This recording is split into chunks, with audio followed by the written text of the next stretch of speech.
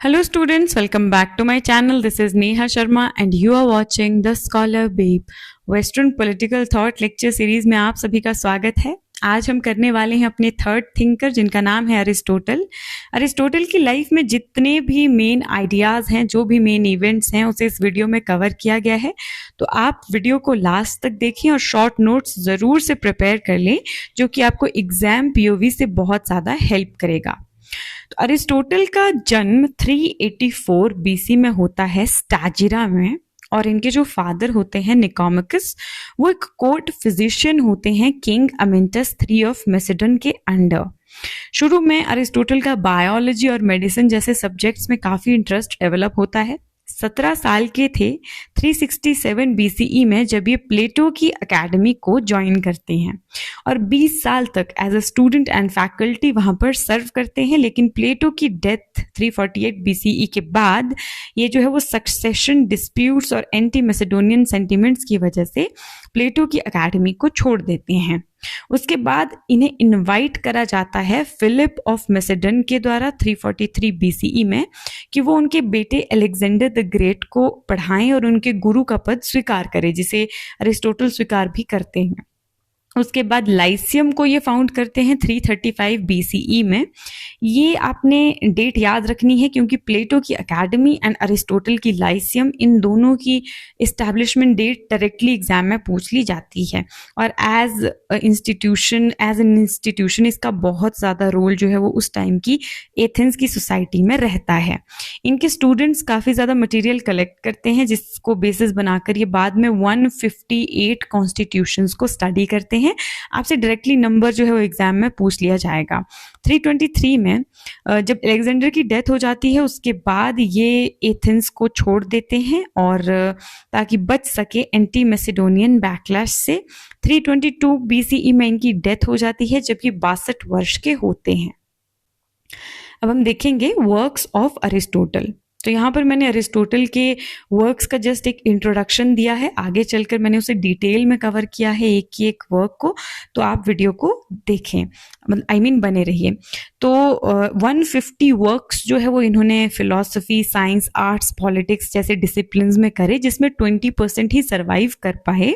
इनका इंटरेस्ट था logic, ethics, politics, biology, zoology, physics, metaphysics, psychology, law, rhetoric, astronomy जैसे disciplines में। और इनमें से काफ़ी डिसिप्लिन्स का फाउंडर जो है वो अरिस्टोटल को कहा जाता है। पॉलिटिक्स इनका एक वर्क है जिसमें ये जो है वो स्टेट कॉन्स्टिट्यूशन, सिटीजनशिप लॉ की बात करते हैं। निकोमेकियन एथिक्स में जो है वो वर्च्यू, हैप्पीनेस, मॉरल, फिलॉसफी की बात करते हैं। यूडेमियन एथिक्स में सोल एंड इमॉर्टैलिटी की बात करते हैं। और जो कॉन्स्टिट्यूशन ऑफ एथेंस है उसमें अथेनियन पॉलिटिकल सिस्टम की ये बात करते हैं। ये जो है वो एम्पिरिकल और एनालिटिकल मेथड को यूज़ करते हैं। ऑब्जर्वेशन, क्लासिफिकेशन, एम्पिरिकल स्टडी पर ध्यान देने की बात करते हैं। और फर्स्ट पॉलिटिकल साइंटिस्ट इन्हें हम जो है वो रिगार्ड करते हैं, इन्हें मानते हैं, क्योंकि आइडियलिज्म के साथ साथ इन्होंने प्रैक्टिकलिटी पे फोकस करा। इन्होंने कहा आप यही मत देखिए कि क्या होना चाहिए, बल्कि आप ये देखिए कि क्या है। तो बेसिकली प्रैक्टिकल सिचुएशन को भी आप देखिए। आइडियलिज्म के साथ साथ रियलिज्म को इन्होंने कंबाइन करा, इसीलिए इनको फर्स्ट पॉलिटिकल साइंटिस्ट का दर्जा दिया जाता है। और ये कहते हैं कि स्टेट एग्जिस्ट करती है ताकि इंडिविजुअल हैप्पीनेस को, यूडेमोनिया की स्टेट को जो है वो अचीव कर सके। आगे चलकर इस वाले कॉन्सेप्ट को मैंने डिटेल में कवर करा है। अब हम देखेंगे अरिस्टोटल की जो थीम्स हैं उनके मेजर वर्क्स की। उसमें सबसे पहले आता है यूडेमियन एथिक्स। ये बात करता है सोल एंड इमॉर्टैलिटी की। ये हैप्पीनेस, जो उनका यूडेमोनिया का कॉन्सेप्ट है, उसको जो है वो एक्सप्लोर करता है। तो बेसिकली अरिस्टोटल कहते हैं कि इंडिविजुअल सोल का जो अल्टीमेट गोल है वो है हैप्पीनेस अचीव करना। अल्टीमेट गोल है ये हमारी लाइफ का। तो उसकी उन्होंने बात करी है किसमें? यूडेमियन एथिक्स में। उसके बाद हम देखेंगे उनका निकोमेकियन एथिक्स की बुक। इसमें वो वर्च्यू एथिक्स की बात करते हैं। वो कहते हैं कि इंसान को जो है वो अपने अंदर डिफरेंट डिफरेंट वर्च्यूज इनकलकेट करने की कोशिश करनी चाहिए, उसको प्रैक्टिकली अप्लाई भी करना चाहिए। गोल्डन मीन का वो कॉन्सेप्ट देते हैं जिसमें कहते हैं कि दो एक्सट्रीम्स से इंसान को बचना चाहिए, ज़्यादा ही लो भी नहीं जाना है, ज़्यादा ही हाई भी नहीं जाना है। एक बैलेंस्ड अप्रोच जो है वो हमें लाइफ में लानी है। लॉर्ड बुद्धा भी जैसे अष्टांग मार्ग देते हैं, और बाकी उनका भी एक कॉन्सेप्ट था जो बिल्कुल मिडिल पाथ का जो उनका कॉन्सेप्ट था वो अरिस्टोटल के गोल्डन मीन के कॉन्सेप्ट के साथ जो है वो रिजेंबल करता है। और बाकी ऊपर मैंने आपको पढ़ाया, वो कहते हैं कि इंडिविजुअल हैप्पीनेस को आप अचीव कर सकते हैं जब आप अपने अंदर रीजन और वर्च्यूज को जो है वो डेवलप करते हैं। अब हम देखेंगे उनका नेक्स्ट वर्क है मेटाफिजिक्स। मेटाफिजिक्स में वो बात करते हैं कि एग्जिस्टेंस पर आपने ध्यान देना है। इसमें वो जो है वो form, matter, substance, potentiality, actuality जैसे कॉन्सेप्ट्स को जो है वो उनकी बात करते हैं। आगे चल के मैंने कॉन्सेप्ट्स पे एक मतलब इनको एक्सप्लेन करा है, तो यहाँ पर जस्ट एक आप आइडिया ले सकते हैं। अगर आपको इन कॉन्सेप्ट्स को समझना है तो आगे वीडियो में जो है वो कॉन्सेप्ट में इसकी एक्सप्लेनेशन आपको मिल जाएगी। फर्स्ट फिलॉसफी का एक फाउंडेशन जो है ये बुक ले करती है, हम देखेंगे। अब अथेनियन कॉन्स्टिट्यूशन को उन्होंने लिखा, मतलब अथेनियन कॉन्स्टिट्यूशन पे उन्होंने एक बुक लिखी, और इसमें अथेनियन पॉलिटिकल सिस्टम की वो बात करते हैं। लॉज, इंस्टीट्यूशंस, ऑफिसेस, कैसे इनका एवोल्यूशन हुआ, डिटेल में इसमें जो है वो कवर किया गया है। और रिप्रेजेंट करते हैं इसमें वो अपना एम्पिरिकल मेथड जो कि बेस्ड होता है उनकी स्टडी पे 158 कॉन्स्टिट्यूशंस की। अब हम देखेंगे कि अरिस्टोटल ने जो है वो पॉलिटिक्स जो उनकी बुक है, जो कि उनकी मोस्ट इम्पॉर्टेंट बुक है, उसके 8 वॉल्यूम्स में उन्होंने उसको डिवाइड करा। तो हर एक वॉल्यूम डिफरेंट डिफरेंट टॉपिक्स के साथ डील करता है। ये आपकी स्क्रीन पर आप देख सकते हैं। बुक नंबर 1 जो है वो origin and purpose of the state की बात करती है। इसमें household, slavery, property and family, इन सब चीज़ों की बात करी गई है। Man is by nature a political animal, आप इससे देख सकते हैं। सेकेंड बुक बात करती है critical review of ideal states proposed by others, जैसे प्लेटो का रिपब्लिक, लॉज, स्पार्टा का जो कॉन्स्टिट्यूशन है, क्रेट, इन सब को जो है वो क्रिटिकली ये रिव्यू करती है। कंपैरेटिव पॉलिटिक्स की नजरिए से ये जो बुक 2 है ये बहुत इंपॉर्टेंट है। जो थर्ड वॉल्यूम है वो नेचर ऑफ सिटीजनशिप की बात करता है। कौन एक सिटीजनशिप बनने के लिए क्वालिफाई कर सकता है, कैसी फॉर्म ऑफ गवर्नमेंट होगी, मोनार्की, अरिस्टोक्रेसी, पॉलिटी, उनके परवर्जन्स, एक गुड सिटीजन और गुड मैन में क्या अंतर होता है, ये सब इनकी बुक 3 में बात करी गई है। बुक 4 में क्लासिफिकेशन ऑफ कॉन्स्टिट्यूशंस हैं, जैसे democracy, oligarchy, polity, monarchy, tyranny, aristocracy, और बेस्ट प्रैक्टिकल गवर्नमेंट कौन होगी, किस सर्कमस्टेंस में, उसकी ये बुक 4 बात करती है। आप इसका स्क्रीनशॉट ले सकते हैं, इसके नोट्स बना सकते हैं। उसके बाद उनकी जो नेक्स्ट 4 बुक्स हैं वो हम देखेंगे, नेक्स्ट 4 वॉल्यूम्स जो हैं इनके। इसमें बुक 5 में वो बात करते हैं कॉन्स्टिट्यूशनल चेंज एंड रेवोल्यूशन की। देन हम देखेंगे बुक 6 में डेमोक्रेसी एंड ओलिगार्की की। बुक 7 में vision of the ideal state, आप इसको अच्छे से देख लेंगे। एंड बुक 8 में एजुकेशन की। तो मैंने टिप भी दे दी है आपको रिमेंबर करने की पॉलिटिक्स को, वो भी क्रोनोलॉजिकली। सबसे पहले origin of state, then comparative constitution, citizenship, form of government, causes of change, democracy and oligarchy, ideal state and education. अब हम देखेंगे क्रिटिक ऑफ प्लेटो। तो प्लेटो बात करते हैं थ्योरी ऑफ फॉर्म्स की। प्लेटो कहते हैं कि एक दूसरा संसार है जहाँ पे फॉर्म एग्जिस्ट करती है, और हमारे संसार में क्या है, हमारा संसार एक परछाई की तरह है उन फॉर्म्स की, और हम जो अपना आइडिया है वो वहाँ से ड्रॉ करते हैं, वहाँ से यहाँ पर लेकर आते हैं। लेकिन इसको हमारे अरिस्टोटल क्या है, रिजेक्ट करते हैं। अरिस्टोटल कहते हैं कि नहीं, फॉर्म और मैटर आपका एक साथ इसी संसार में, यही की चीज़ों में एग्जिस्ट करता है। बेसिकली आइडिया और मैटर एक साथ जो है वो एग्जिस्ट करता है। कैसे? इसको समझाने के लिए वो पोटेंशियलिटी और एक्चुअलिटी का कॉन्सेप्ट भी देते हैं। पोटेंशियलिटी मतलब एक चीज़ क्या बन सकती है, एंड एक्चुअलिटी मीन्स वो क्या है। फॉर एग्जाम्पल एक सीड है ना, एक बीज है, वो बीज, उसकी बीज होना उसकी एक्चुअलिटी है, वो बीज है।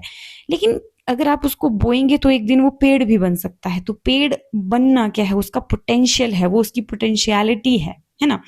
तो इसमें अरिस्टोटल क्या समझाना चाहते हैं, एक दूसरे एग्जाम्पल से हम मैटर फॉर्म के उनके कॉन्सेप्ट को समझेंगे। फॉर एग्जाम्पल एक घड़ा है, तो घड़ा जो है वो मिट्टी से बनाया जाता है।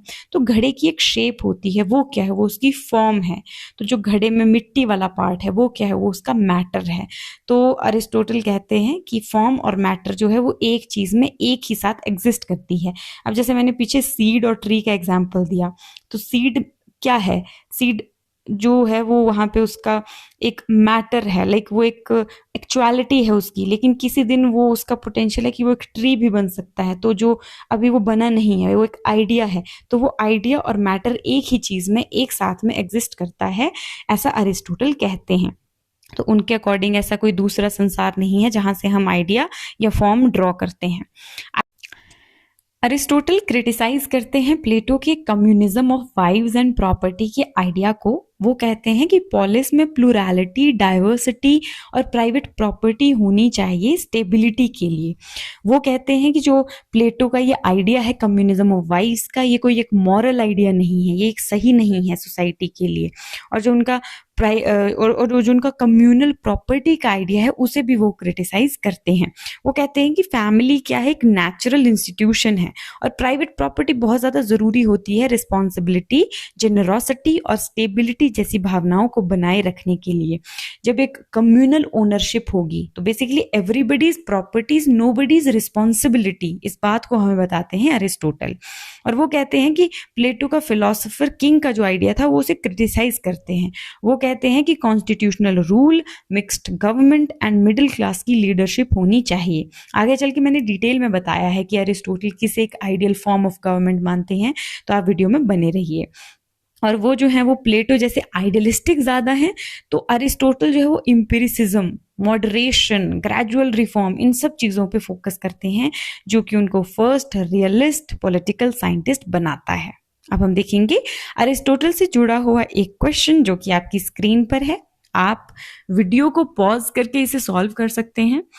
मैं आपको इसका आंसर बता देती हूँ, इसमें आपने मैच करना है। इसका आंसर है option number C.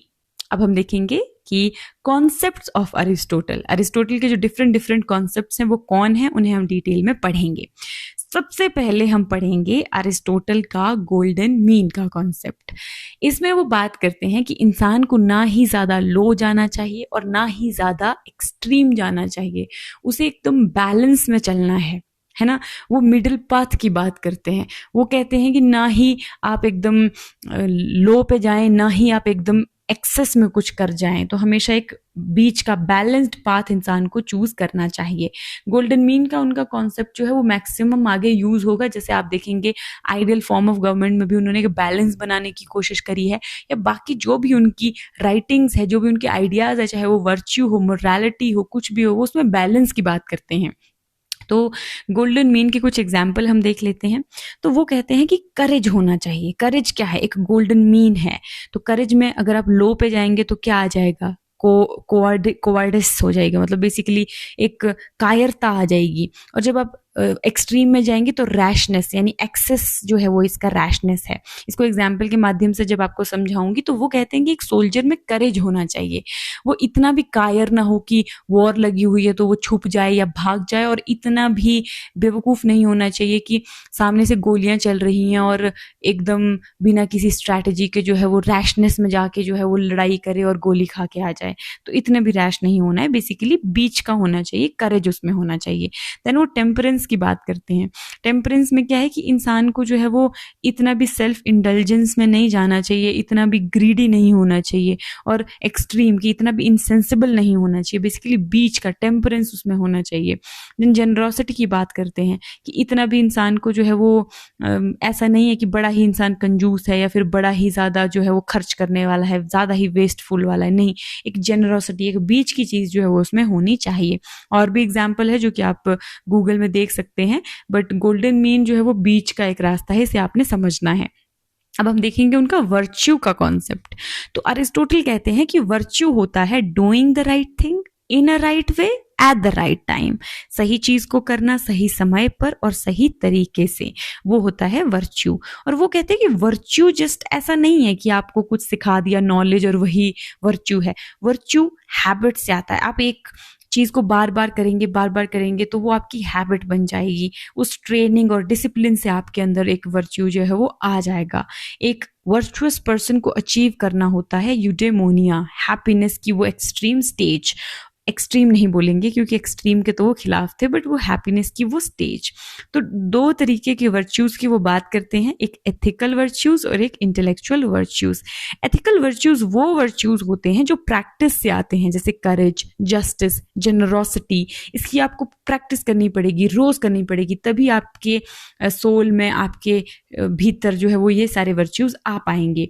Intellectual virtues वो वर्च्यूज हैं जो कि टीचिंग, थिंकिंग, रीजनिंग इन सब से आ जाते हैं, जैसे कि wisdom, sophia and practical wisdom, phronesis. या तो आप ये सामने जो मैंने पिक्चर लगाई है इससे आसानी से इसे समझ सकते हैं। और ये वर्च्यू अप्लाई कैसे करना है, तो वो कहते हैं कि पॉलिस प्रोवाइड करता है इन्वायरमेंट इन सब वर्च्यूज को कल्टीवेट करने के लिए। और एक अच्छा सिटीजन वही है जो अपनी प्राइवेट लाइफ और पब्लिक लाइफ दोनों में वर्च्यू को जो है वो एम्बॉडी करता है, दोनों ही में वर्च्यू को फॉलो करता है। अब हम देखेंगे अरिस्टोटल का नेक्स्ट कॉन्सेप्ट जो कि है स्टेट पे। तो वो कहते हैं कि स्टेट क्या है, एक नेचुरल इंस्टीट्यूशन है and it is prior to individual. आपने ये स्टेटमेंट जो है वो ध्यान में रखनी है। और वो कहते हैं कि ये जो है वो एग्जिस्ट करता है लाइफ के लिए, लेकिन मतलब बेसिकली एग्जिस्टेंस में आया लाइफ के लिए, लेकिन एग्जिस्ट करता है एक गुड लाइफ के लिए।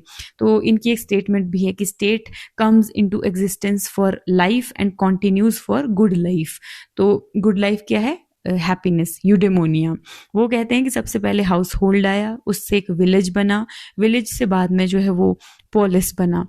तो एक ईच स्टेज में जो है सेल्फ सफिशिएंसी बढ़ती जाती है। और पॉलिस क्या है, एक फाइनल और परफेक्ट एसोसिएशन है, ऐसा कहते हैं अरिस्टोटल। जस्टिस और सिटीजनशिप का उनका जो हम एक कॉन्सेप्ट देखेंगे, यहाँ पे सिर्फ इंट्रोडक्शन है, आगे ये मैंने डिटेल में एक्सप्लेन करी है।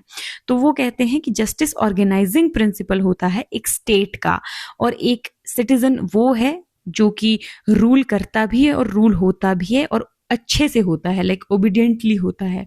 और उसके बाद हम देखेंगे मॉरल एंड टेलियोलॉजिकल रोल। वो कहते हैं कि हर इंसान का जो है वो बेसिकली एक फंक्शन होता है जो कि उसको लाइक परफॉर्म करना चाहिए, उसको अपने अंदर जो है वो वर्च्यू लाना चाहिए, उसको कल्टीवेट करना चाहिए, ताकि वो अपना फुलेस्ट एक जो है वो पोटेंशियल अचीव कर सके। और वो कहते हैं कि पॉलिस जो है वो हमें बेसिकली हमारे जो इंसान के अंदर जो एक वाइल्डनेस होती है, जो एक्सट्रीम डिज़ायर्स होती हैं, क्रूअल्टी होती है, उसको कंट्रोल करने में जो है वो हेल्प करता है। और आइडियल साइज जो है वो पॉलिस का बताते हैं कि ना ही ज़्यादा बड़ा होना चाहिए और ना ही इतना कम होना चाहिए। बेसिकली एक बैलेंस्ड जो है वो स्टेट उनकी होनी चाहिए। क्विक रिवीजन के लिए आप देखेंगे हाउस होल्ड, विलेज, पॉलिस, और उससे उसकी क्या है, नेचुरल ग्रोथ होती है, सेल्फ सफिशिएंसी उसमें आती है। लास्ट में पॉलिस क्या है, एक परफेक्ट एसोसिएशन है, फाइनल एसोसिएशन है। और स्टेट एग्जिस्ट क्यों करती है, गुड लाइफ के लिए एग्जिस्ट करती है। तो ये आप देख लेंगे। अब हम बात करेंगे कि वो हैप्पीनेस, यूडेमोनिया के बारे में क्या कहते हैं। तो हैप्पीनेस जो है उनका हाईएस्ट गुड है, एंड ऑफ लाइफ है। हमारे लाइफ का जो है वो बेसिकली मेन गोल ही क्या है, हैप्पीनेस अचीव करना है। और हैप्पीनेस आप अचीव कैसे करेंगे, अपने अंदर वर्च्यूज ला के, रीजन से।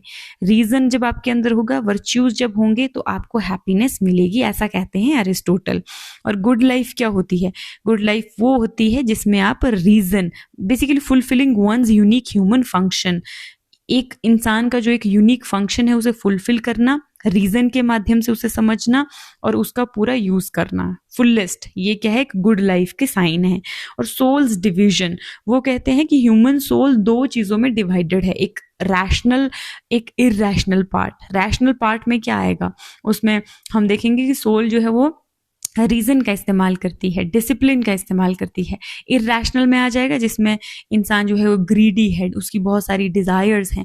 तो वो कहते हैं कि बैलेंस होना इन दोनों के बीच में बहुत ज़्यादा ज़रूरी है। और ये जो मॉरल वर्च्यूज़ हैं ये प्रैक्टिस से आते हैं, जस्ट आपको ज्ञान दे दिया, आपने किताबें पढ़ ली हैं, उससे कुछ नहीं होता। प्रैक्टिकली जब आप उसको अप्लाई करेंगे तब वो एक हैबिट बनेगी और उससे जो है वो आपके अंदर एक टाइम के बाद वर्च्यू वो ऑटोमेटिकली इनकलकेट हो जाएगा। गोल्डन मीन इन एक्शन, ये मैंने आपको पीछे भी पढ़ा दिया और इसको आपने ध्यान में रखना है। और बेस्ट लाइफ क्या होती है, इसमें अरिस्टोटल बताते हैं कि कंटेम्पलेशन, जब एथिकल वर्च्यूज हैं ये मैटर करते हैं, ऐसा वो कहते हैं। वो कहते हैं कि एक जो फिलोसोफर है वो क्या करता है, वो बहुत ज़्यादा थिंकिंग करता है, बहुत ज़्यादा सोचता है, और इस थिंकिंग के माध्यम से वो इतना कंटेम्पलेट कर लेता है, इतना सोच लेता है कि वो जो डिवाइन है उसके बहुत ज़्यादा क्लोज हो जाता है और अपने आप में वो एक सेल्फ सफिशिएंट ह्यूमन बीइंग बन जाता है। तो बेसिकली फिलोसोफर की लाइफ को उन्होंने बेस्ट लाइफ कहा है। अब हम देखेंगे अरिस्टोटल का डिस्ट्रीब्यूटिव जस्टिस का आइडिया। तो वो कहते हैं कि जस्टिस क्या है, वर्च्यू है ना। जस्टिस बहुत ज़्यादा इंपॉर्टेंट है एक सोसाइटी के लिए। इसमें वो जस्टिस की बात करते हैं। सबसे पहले डिस्ट्रीब्यूटिव जस्टिस देखेंगे, जिसमें वो allocation of honours, officers, wealth की बात करते हैं कि इसमें किस कैसे जो है वो ऑनर्स की डिस्ट्रीब्यूशन होगी, ऑफिसर्स की, वेल्थ की, ये डिस्ट्रीब्यूटिव जस्टिस में आ जाएगा। और जो रॉन्ग डूइंग्स होंगी, कुछ जब गलत हो जाएगा तो उसको ठीक करने के लिए करेक्टिव एंड रेमेडियल जस्टिस की वो बात करते हैं। इसके लिए मैं आपको सजेस्ट करूंगी कि जो ओपी गाबा है उसमें आप उनका जस्टिस का एक साइट में चार्ट बना हुआ है, आप उसको देख लीजिए। उसमें तो 3 जस्टिस की बात करी गई है, तो आप उस चार्ट को देख लीजिए, वरना मैं ग्रुप में शेयर कर दूंगी। आप जो है वो डिस्क्रिप्शन से मेरा टेलीग्राम चैनल ज्वाइन कर सकते हैं और वहां पे मुझसे बात कर सकते हैं। अगर कोई डाउट भी है आप वहां से पूछ सकते हैं। उनका प्रिंसिपल ऑफ प्रोपोर्शनेट इक्वालिटी हम देखेंगे। इसमें वो कहते हैं कि हमने मेरिट के बेसिस पे, कंट्रीब्यूशन के बेसिस पे जो है वो सोसाइटी में डिस्ट्रीब्यूशन करना है ना। जस्ट फेयर, हमने ये नहीं देखना है कि 100 लोग हैं, 100 रुपए हैं तो सबको 1-1 रुपया बांट दो, नहीं। वो कहते हैं कि जिसकी जितनी मेरिट है, कंट्रीब्यूशन है, उस हिसाब से हम देखेंगे। तो उनका एक बहुत ही फेमस कोट है, equals should be treated equally and unequals should be treated unequally, basically ऐसा हम देखेंगे। और क्राइटेरिया क्या होगा मेरिट का, डिफरेंट गवर्नमेंट्स के अंदर वो उसकी बात करते हैं। जैसे सबसे अगर ओलिगार्की है ना, ओलिगार्की है तो वेल्थ जो है वो मेरिट होगी। बेसिकली मेरिट क्या है, मेरिट वो होती है कि एक इंसान के अंदर लाइक क्या उसका एक चीज को अचीव करने के लिए क्या मेरिट है। फॉर एग्जांपल आपको नेट जीआरएफ का एग्जाम देना है तो मास्टर्स आपकी होनी चाहिए, ठीक है, समझ रहे हैं आप। वैसे ये कह रहे हैं कि किस फॉर्म ऑफ गवर्नमेंट के अंदर क्या मेरिट होगी। तो अगर आप ओलिगार्की में रहते हैं, ओलिगार्की होता है जहाँ पे रूल ऑफ फ्यू होता है, तो उसमें क्या होगा, ओलिगार्की में वेल्थ मैटर करेगी, जिसके पास वेल्थ होगा वो रूल करेगा। अरिस्टोक्रेसी में जिसके पास वर्च्यू होगा, ये भी रूल ऑफ फ्यू है बट वर्च्यू होगा वो रूल करेगा। डेमोक्रेसी में आप एक फ्री सिटीजन होने चाहिए। फ्री सिटीजन की उन्होंने आगे डिटेल में मैंने एक्सप्लेन किया कि किसको वो फ्री सिटीजन मानते थे, तो उसके पास जो है वो पावर होगी। आइडियल स्टेट में वर्च्यू भी होगा और वेल्थ और नंबर, इन सब चीज़ों को भी ध्यान में रखा जाएगा। बेसिकली एक बैलेंस्ड स्टेट होगी, है ना। ये सब हम चीज़ें देखेंगे। अब उसके बाद वो बात करते हैं, हमारा एक क्वेश्चन है, पहले आप इसको सॉल्व करेंगे। आपको स्क्रीन पर दिख रहा है और इसका ऑप्शन आपकी स्क्रीन पर है, आप वीडियो को पॉज करके इसको सॉल्व कर सकते हैं। इसका आंसर हो जाएगा B, Justice is a complete social virtue guided by the principle of proportionate equality। ठीक है, ये पीछे जो मैंने कॉन्सेप्ट समझाया, अगर आपको थोड़ी भी ऐसा है ना कि थोड़ा भी डाउट है तो आप मुझे टेलीग्राम पे टेक्स्ट कर देना, मैं आपको समझा दूंगी, या फिर सेपरेट वीडियो भी बनानी पड़े तो I will make a separate video. Slavery के बारे में बात करते हैं कि 2 टाइप के स्लेव्स होते हैं, एक नेचुरल और एक कन्वेंशनल। नेचुरल होते हैं जिनमें रीजन नहीं होता है, फुल रीजन नहीं होता है और ये रूल करने के लिए फिट नहीं होते हैं बेसिकली, है ना। ये नेचुरल स्लेव्स उन्हें कहा है, इनको रूल किया जाना चाहिए, है ना, बेसिकली ये कहते हैं अरिस्टोटल। और जो कन्वेंशनल स्लेव्स हैं वो होते हैं वो जिन्हें वॉर में जो है वो, जब वॉर कोई हारता है उसके बाद उन्हें कैद किया जाता है, तो वो होते हैं कन्वेंशनल स्लेव्स। वो कहते हैं कि only the former justified slavery by nature, कि जो आपका नेचुरल स्लेव्स हैं वही एक तरीके से जो है वो जस्टिफाइड स्लेवरी में आएंगे। स्लेव एज एन इंस्ट्रूमेंट, वो स्लेव को जो है वो इंस्ट्रूमेंट की तरह देखते हैं। वो कहते हैं कि स्लेव क्या है, एक एनिमेट इंस्ट्रूमेंट ऑफ एक्शन है जो कि टोटली मास्टर को बिलोंग करता है। बेसिकली वो एक स्लेव को ना इंसान समझते ही नहीं थे। वो कहते थे कि उसमें रीजन नहीं है, कुछ नहीं है, वो सारा घर का काम कर देगा, इससे मास्टर को क्या है, मास्टर को सोचने के लिए, थिंकिंग करने के लिए, अपने पॉलिस के अफेयर्स को देखने के लिए समय मिल जाएगा, और जो आपका स्लेव है उसको एक हायर मास्टर से सीखने का मौका मिल जाएगा। तो ऐसे जो है वो दोनों का म्यूचुअली बेनिफिट होगा, ऐसा अरिस्टोटल को लगता है। लेकिन वो कहते हैं कि ग्रीक्स को आप जो है वो स्लेव मत बनाइए, और स्लेव को वो अच्छे से ट्रीट करने की बात कहते थे। वो कहते थे कि मास्टर को स्लेव्स का ध्यान रखना चाहिए, उनको ज़्यादा भी बुरे तरीके से जो है वो ट्रीट नहीं करना चाहिए और अच्छे से ट्रीट करना चाहिए, और जब उनको लगे कि कोई स्लेव में रीज़न आ गया है तो उसे फ्री भी छोड़ देना चाहिए। एक स्टेटमेंट है जो कि मैंने स्क्रीन पर मेंशन करी, आप इसको पढ़ लेंगे, आप इस पूरी स्लाइड के नोट्स बना लेंगे, कुछ समझ नहीं आए तो आप मुझे कह सकते हैं। अब हम देखेंगे उनका नेक्स्ट कॉन्सेप्ट जो कि है विमेन एंड फैमिली पे। तो मैंने आपको पीछे भी बताया कि वो कहते हैं कि फैमिली नेचुरल है और बहुत इंपॉर्टेंट है। फैमिली तो पॉलिस से भी पहले की है, फैमिली आई, गांव बने, उसके बाद पॉलिस बना। तो वो कहते हैं कि फैमिली बहुत ज़्यादा इंपॉर्टेंट है। लव, फ्रेंडशिप, इन सब ये जो वर्च्यूज होते हैं, ये जो सारी चीज़ें होती हैं वो एक फैमिली से ही जो है वो डेवलप होती हैं, है ना।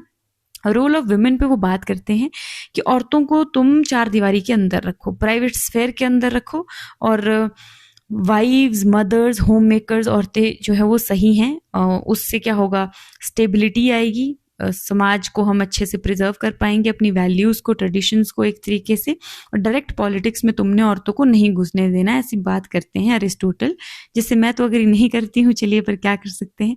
बाकी हायरार्की एंड इनइक्वालिटी की वो बात करते हैं। इसमें आई मीन हायरार्की और इनइक्वालिटी के बारे में अरिस्टोटल क्या कहते हैं, वो कहते हैं कि हस्बैंड जो है वो सुपीरियर है, किससे, वाइफ से, रीजन में, है ना।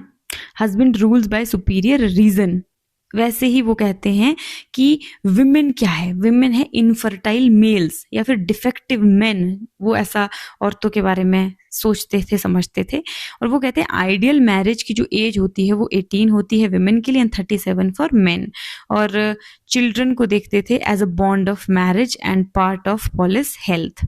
ठीक है, अब हम देखेंगे कि उनकी स्पार्टन और प्लेटोनिक मॉडल्स का क्रिटिक क्या था। वो कहते हैं कि स्पार्टा में जो औरतों को इतनी फ्रीडम दी गई है उससे डिसऑर्डर जो है वो समाज में आ सकता है, और प्लेटो के communism of wives and property क्यों जो है वो ठीक नहीं है, वो तो मैं आपको पीछे ही समझा चुकी हूँ।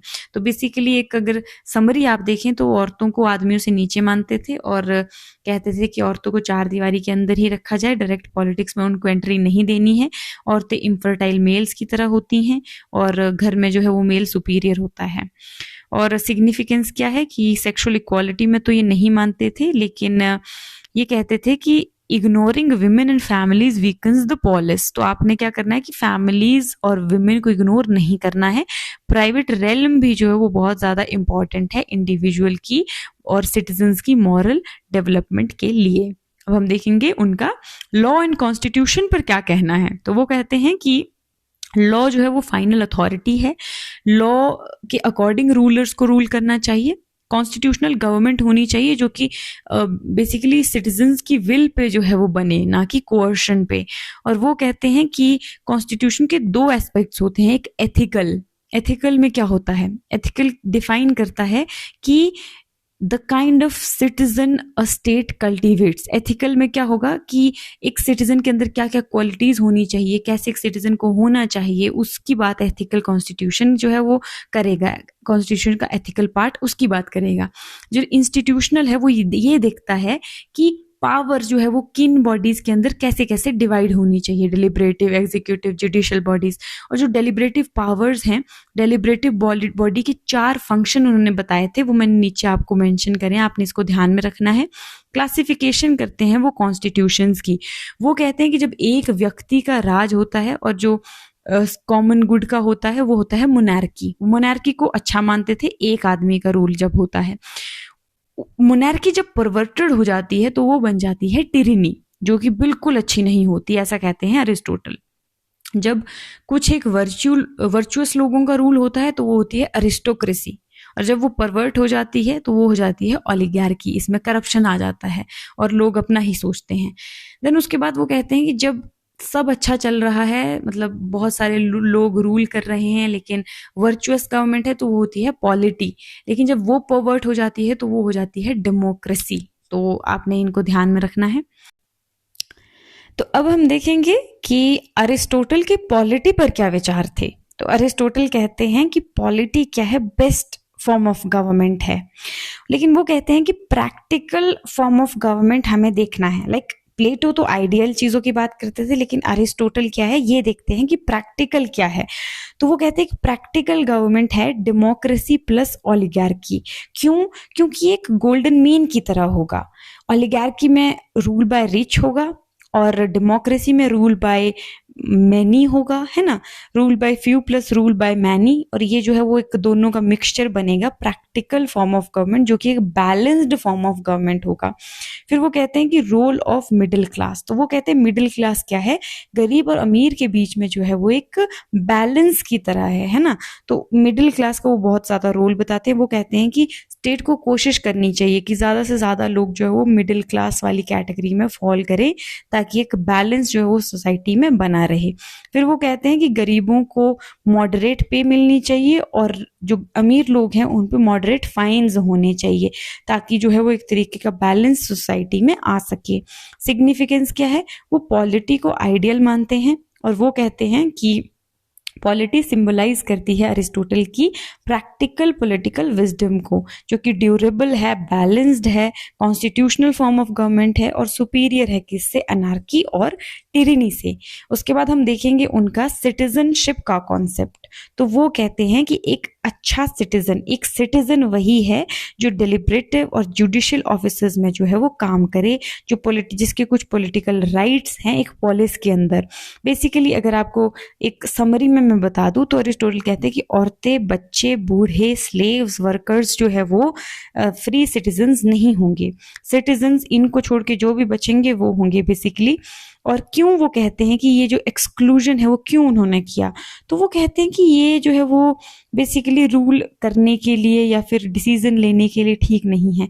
औरतों को चार दीवारी के अंदर रखो, बच्चे छोटे होते हैं, बूढ़ों में उतना पोटेंशियल नहीं बचता है, स्लेव बेसिकली लॉजिक नहीं है, और वर्कर्स जो है वो बेसिकली गरीब है, उनको काम करना होता है, वो थोड़ा वेल्थ भी जरूरी है, ऐसा मानते हैं अरिस्टोटल की। अगर उनके पास वेल्थ नहीं होगी तो वो ग्रीड, करप्शन में ज्यादा घुस जाएंगे, तो थोड़ी वेल्थ होना जरूरी है, ऐसा मानते हैं अरिस्टोटल। और एक गुड सिटीजन कौन है? एक गुड सिटीजन वही है one who possesses the ability to rule and be ruled, जो रूल करना भी जानता है और रूल होना भी जानता है, ठीक है, और हार्मनी में रहता है कॉन्स्टिट्यूशन के साथ। बाकी साइज क्या होना चाहिए मैंने आपको पीछे भी बताया, अपने में सेल्फ सफिशिएंट हो, लेकिन न ज्यादा बड़ा हो न ज्यादा छोटा हो, गोल्डन मीन फिर से। और सिटीजनशिप क्या है? एक प्रिविलेज्ड स्टेटस है अरिस्टोटल के अकॉर्डिंग, ठीक है, उसकी अपनी कुछ रिस्पॉन्सिबिलिटीज होती है जिसे प्राउड के साथ जो है वो निभाया जाना चाहिए। और एजुकेशन क्या होनी चाहिए सिटीजनशिप के लिए? वो कहते हैं स्टेट कंट्रोल्ड सिविक एजुकेशन होनी चाहिए, इससे स्टेबिलिटी आएगी समाज में और अच्छे सिटीजन्स का निर्माण जो है वो कर पाएंगे हम। अब देखते हैं उनका रेवोल्यूशन पे क्या आइडिया है। तो वो कहते हैं कि सोसाइटी में जो भी चेंज होता है, लाइक चाहे वो छोटा चेंज हो बड़ा चेंज हो, वो जो है वो रेवोल्यूशन उसको मानते थे। रीडिस्ट्रीब्यूशन ऑफ पावर भी हो विदाउट अल्टरिंग द कॉन्स्टिट्यूशन, तो वो क्या है उनके लिए रेवोल्यूशन है। रेवोल्यूशन के कुछ एक कारण बताते हैं। सबसे पहले साइकोलॉजिकल में क्या होगा कि फॉर एग्जाम्पल अगर ओलिगार्की है तो जो आपके मतलब मासेस हैं वो सोचेंगे कि हमें इक्वालिटी नहीं मिल रही है ना, हमारे पास प्रिविलेजेस नहीं है, तो वो क्या है वो उनके अंदर भावना आ जाएगी रेवोल्यूशन करने की। और बाकी अगर आपको लगता है कि जैसे मतलब रूल ऑफ वो है, डेमोक्रेसी है फॉर एग्जाम्पल, तो जो वहाँ पर रिच लोग होंगे उनके अंदर आएगा कि हम रेवोल्यूशन करते हैं, क्यों? क्योंकि हमें जो है वो ज़्यादा फायदा लेना है। ऐसे ऐसे चीज़ों के लिए like profit, honour, fear, contempt, insolence, election intrigues, इन सब चीज़ों के लिए जो है वो समाज में रेवोल्यूशन जो है वो हो सकता है। बाकी एक ग्रुप जब ज़्यादा ऊपर चला जाए, दूसरा जब बहुत ही नीचे चला जाए, तो उससे क्या होगा, उससे एक ग्रुप में जो है वो भावना आ जाएगी कि मुझे क्या है करना है, सोसाइटी में रेवोल्यूशन लेके आना है, ठीक है। तो रीज़न आप समझ गए होंगे। तो वो कहते हैं कि रिजीम के अकॉर्डिंग जब हम देखें, अगर डेमोक्रेसी है जो मैंने आपको पीछे बताया, तो जो नेता लोग हैं वो क्या करते हैं, वो अपने फायदे के लिए मासेस का यूज करते हैं। फॉर एग्जांपल एक पार्टी है, दो पार्टी है, अगर आपको ऐसे आम भाषा में आज की उसमें समझाना चाहूँ तो एक पार्टी जो है वो अपने इंटरेस्ट के लिए मासेस को भड़का करके जो है वो रेवोल्यूशन लाने की कोशिश करेगी ताकि उसके पास जो है वो रूल आ जाए, ठीक है। दूसरा ओलिगार्की में क्या होगा, ऑपरेशन ऑफ मासेस होगा, एलीट राइवलरीज होंगी जिसकी वजह से रेवोल्यूशन होगा। अरिस्टोक्रेसी में बहुत कम लोगों के पास पावर होगी तो बाकी के लोग पावर लेने के लिए क्या करेंगे, रेवोल्यूशन करेंगे। मोनार्की में fear, contempt, ambition, insult, foreign threats, इन सब की वजह से रेवोल्यूशन आ सकता है। वो कहते हैं रेवोल्यूशन को अगर प्रिवेंट करना है तो लॉ और कॉन्स्टिट्यूशन को ओबे करना चाहिए, इवन स्मॉल मैटर्स में भी, है ना। और जो भी सोसाइटी में ऑनर्स हैं, वेल्थ है, उसको जो है वो मेरिट के बेसिस पे रीडिस्ट्रीब्यूट करना चाहिए। रिच और पुअर का फ्यूजन होना चाहिए, ज़्यादा से ज़्यादा लोगों को मिडिल क्लास में लाने की कोशिश करनी चाहिए। लॉयल्टी जो है वो होनी चाहिए, एडमिनिस्ट्रेटिव एबिलिटी, इंटीग्रिटी वाले लोगों को जो है वो ऑफिस में लाना चाहिए। और हमें अगर टिरेनी है, जो टायरेंट्स हैं, उनको क्या करना चाहिए, ऑर्डर अगर मेंटेन करना है तो डिवाइड एंड रूल का कॉन्सेप्ट यूज करें, पब्लिक वर्क्स का, रिलीजन का एंड अपीयरेंसेस का। ये सारी चीजें आपने ध्यान में रखनी है, इसके नोट्स भी बनाने हैं। बाकी क्वेश्चन आपको स्क्रीन पर दिख रहा है, अगर आपको जो है वो इसको सॉल्व करना है आप पॉज करिए, और ऑप्शन आपकी स्क्रीन पर है। इसका सही आंसर है C, solely the decay of moral values in society, ठीक है। अब हम देखेंगे, इसी के साथ हमारी आज की वीडियो खत्म होती है, और नेक्स्ट लेक्चर के लिए आप चैनल के साथ जुड़े रहिए। और चैनल का जो टेलीग्राम का लिंक है वहाँ पर आप जो है वो जाके क्वेश्चन पूछ सकते हैं। अगर कोई टॉपिक सही नहीं लगा आपको या कुछ छूट गया, आप कमेंट बॉक्स में बता सकते हैं या फिर टेलीग्राम चैनल पे बता सकते हैं। अगर लेक्चर अच्छा लगा हो तो कमेंट करें, शेयर करें, लाइक करें, सब्सक्राइब करें। थैंक यू सो मच, मिलते हैं नेक्स्ट लेक्चर में।